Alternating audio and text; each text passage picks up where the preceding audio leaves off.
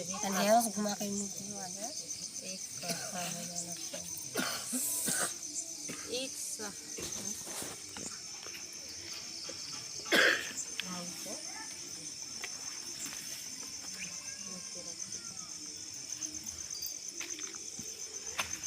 बहन एक साथ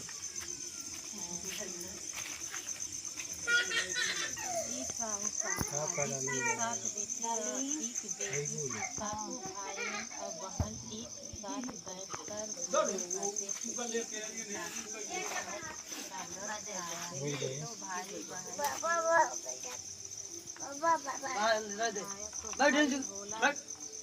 बहन आओ बहन भोजन करे। बहन बोली कि आज करवा चौथ का व्रत है, चांद उगने पर ही खाऊंगी।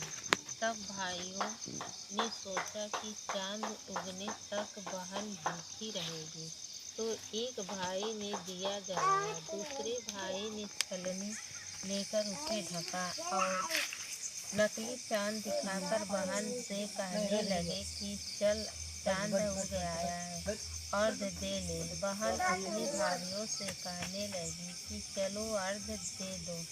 भाभियाँ बोली तुम्हारा चांद उगा होगा, हमारा चांद तो रात को उगेगा। बहन ने जब अकेले ही अर्घ दे दिया और खाने लगी तो पहले ही ग्रास में बाल आ गया, दूसरे ग्रास में कंकड़ आया और तीसरे ग्रास में मुंह की ओर किया तो उसकी ससुराल से संदेशा आया कि उसका पति बहुत बीमार है, जल्दी भेजो। माँ ने जब लड़की को विदा किया तो कहा कि रास्ते में जो भी मिले उसके पांव लगना और जो कोई सुहाग का आशीष दे तो उसके पल्ले में गांठ लगाकर उसे कुछ रुपए देना। बहन जब भाइयों से विदा हुई तो रास्ते में जो भी मिला उसने यही आशीर्वाद दी, तुम 7 भाइयों की बहन, तुम्हारे भाई सुखी रहे और तुम उनका सुख देखो। सुहाग और आशीर्वाद किसी ने भी नहीं दिया। जब वह ससुराल पहुंची तो दरवाजे पर उसकी छोटी ननद खड़ी थी। वह उसके भी पाँव लगी तो उसने कहा कि सुहागिन रहो, सपूती हो।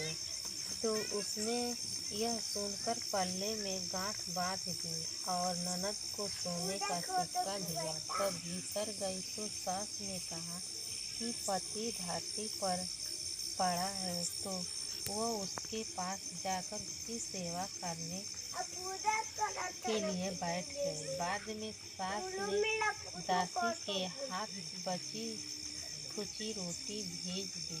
इस प्रकार से समय बीतते बीतते मृगशीर माघ की चौथ आ गई तो चौथ माता बोली करवा ली भाइयों की प्यारी करवा ली। लेकिन जब उसी चौथ माता नहीं